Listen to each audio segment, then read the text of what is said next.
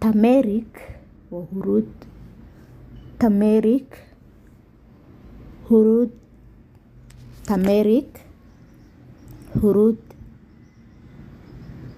huruud mid badada mid qoyanba turmeric ayaa la dhahaa. chili, chili, basbaas, cagaarka, midka cagaaran, midka guduudan, kulli chili ayaa la dhahaa. haddaad magacada u bedeli rabtid green rabtid green chili adhi, red haddaad rabtid red chili iyo sidaas.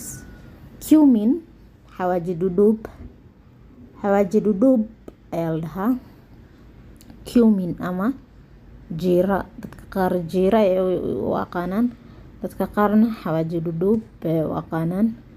cumin, cumin